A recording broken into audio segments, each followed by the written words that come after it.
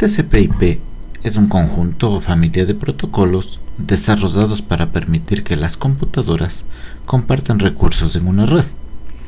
Algunos de estos protocolos son de base y se utilizan para una gran cantidad de tareas. Estos incluyen IP, TCP y UDP.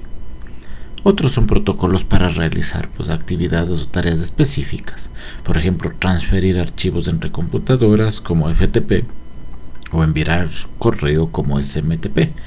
Una aplicación dada puede utilizar varios de estos protocolos en su trabajo. Todos estos protocolos están clasificados en lo que se llama el modelo Internet. Este modelo organiza los protocolos en 4 capas abstractas o niveles que forman una pila o stack de protocolos. Cada capa resuelve una serie de tareas relacionadas con la transmisión de datos y proporciona un servicio bien definido a las capas superiores. Las capas superiores son las más cercanas al usuario y tratan con datos más abstractos, dejando a las capas inferiores la labor de traducir los datos de forma que sean físicamente manipulables y transmisibles. Una aplicación genera datos y, mediante un protocolo en la capa de aplicación, los pasa a la capa de transporte. Esta capa, a su vez, mediante algún protocolo específico, que dependerá del tipo de transmisión que le interesa a la aplicación, pasará los datos a la capa de Internet, la cual se encargará del enrutamiento de los datos entre equipos, interactuando para esto con la capa de enlace o física, que enviará los datos a través de la red, sea por cable o radiofrecuencia, mediante su propio protocolo. Todo esto aplica a la inversa para recibir información desde otra computadora. En la capa de aplicación, algunos protocolos muy usados son HTTP para las aplicaciones y servicios web o RTP para streaming de audio y video.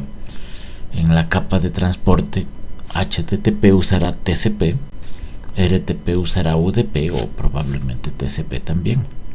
En la capa de Internet, tanto TCP como UDP usarán IP, aunque hay otros protocolos como ICMP que utiliza el clásico ping. En la capa de enlace lo más usado suele ser Internet, pero claro, esto dependerá de la infraestructura física de la red. Los protocolos se escogen dependiendo de las necesidades del sistema que se utiliza. Por ejemplo, las aplicaciones web utilizan HTTP, de Hypertext Transfer Protocol. Este protocolo necesita fiabilidad, de manera que usará TCP para establecer una conexión con la aplicación al otro extremo.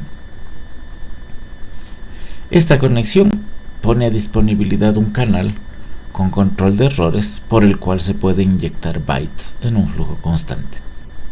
Esta información se seguirá entregando en la forma de paquetes a IP para que la dirija al computador de destino. Estos paquetes deberán transmitirse por la red, cable o radiofrecuencia, de lo cual se encarga Ethernet en una red típica en la actualidad. El otro protocolo de transmisión indicado en la diapositiva es UDP. Este puede usarlo, por ejemplo, un software de videoconferencia como RTP, que es básicamente el protocolo que sería utilizado por dicho software, ¿no? RTP viene del Real Time Transfer Protocol. Aquí tal vez lo que más importa es la velocidad, así que RTP pasará información como mensajes o datagramas mediante UDP, sin controles de transmisión pero muy rápido. UDP pasará directamente los paquetes o datagramas a IP, quien los enrutará al otro lado mediante Ethernet. El retorno de información lleva la misma lógica, pero a la inversa. Ethernet recibe la señal por el medio y pasa la información a IP, el cual la segmenta en paquetes y, dependiendo del protocolo que se indique en el paquete, los pasa a UDP o TCP, los cuales analizarán los paquetes y, dependiendo del puerto indicado, harán llegar la información a la aplicación correspondiente. IP, entonces, se encarga de dirigir o enrutar los paquetes o datagramas con la información de un computador a otro, en una red de equipos probablemente muy heterogéneos. La tarea de IP es enviar los paquetes, así que para hacerlo lo más rápidamente posible, no se ocupa de establecer conexiones o de ningún tipo de control de errores, como no sea un simple checksum para la cabecera. Aquí podemos ver esquemáticamente la cabecera de un paquete IP. Para más información pueden ir al primer link. En esta cabecera hay una serie de campos con información variada para la transmisión. Sin embargo, tal vez los más relevantes para esta sesión pueden ser aquellos remarcados en azul. Las direcciones IP de origen y destino permiten el enrutamiento entre computadores, y el campo protocolo permite la interacción con la capa de transmisión, ya que ahí se indica a qué protocolo debe IP entregar la información que consta en el paquete. El protocolo está indicado por un número, y en el segundo link tienen un listado con números y protocolos de transmisión.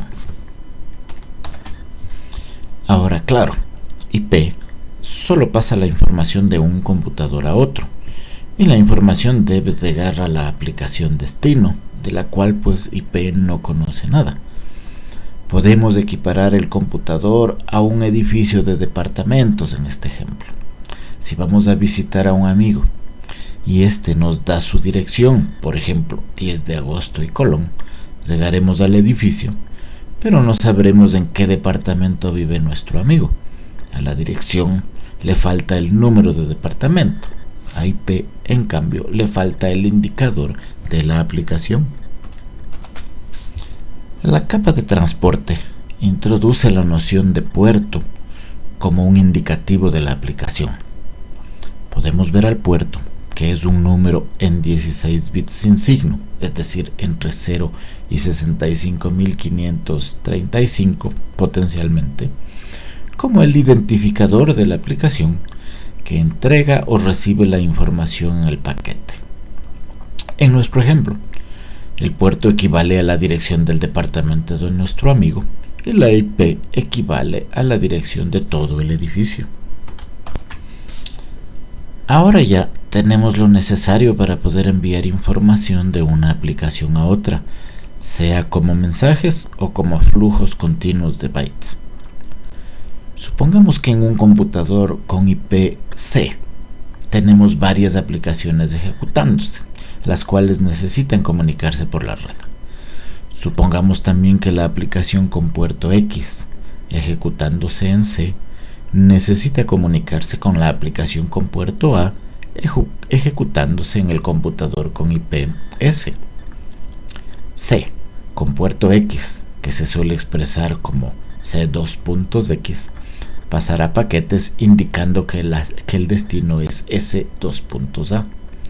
Todo el sistema presentado se encargará del envío tanto de CX a SA como de SA a CX. Que la información se trate como mensajes o flujos de bytes dependerá de qué protocolo de transporte se use, que para el interés de nuestra clase será UDP o TCP. UDP o User Datagram Protocol es un protocolo de transmisión que envía la información como mensajes o datagramas de una aplicación a otra.